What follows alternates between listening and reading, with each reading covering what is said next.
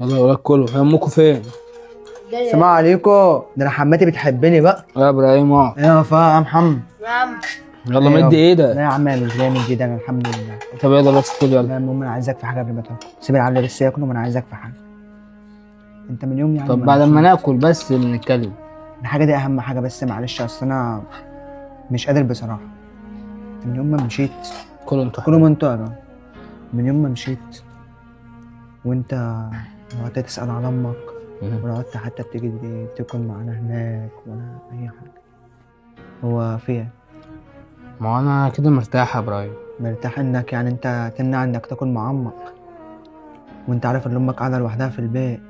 يعني لما بنتلم كاخوات وبنقعد هناك وبناكل معاها بتفرح بلمتنا. ماشي، ما انتوا قاعدين معايا في البيت اهو، كل واحد طب له وانت يا شقه في عم؟ البيت. طب ماشي، وانت مش برضه من دمها يا عبده؟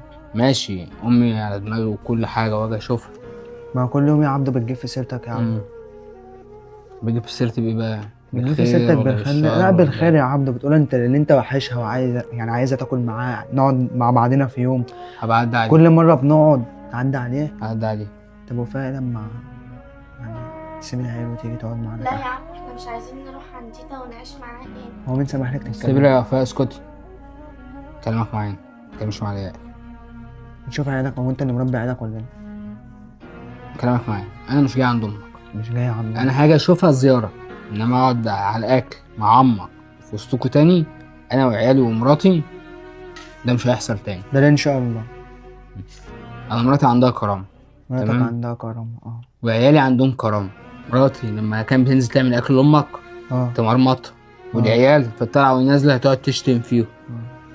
انت ما شفتش ولاد اخواتك بيتعاملهم ازاي، ونسوان اخواتك التانيين بيتعاملوا ازاي؟ ومراتك ولا اشمعنى مراتي؟ مراتك ما بتبصش اللي هي واحده كبيره؟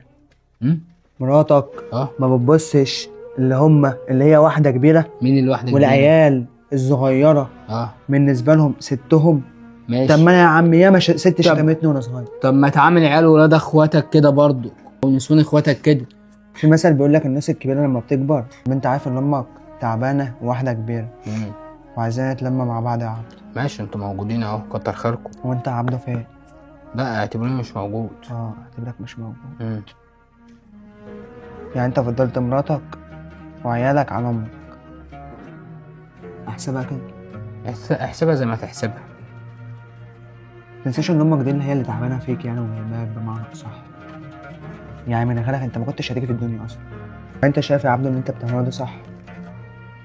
صح غلط انا حر. صح غلط انت حر. عندك عيال ماشي، هيكبروا في يوم من الايام.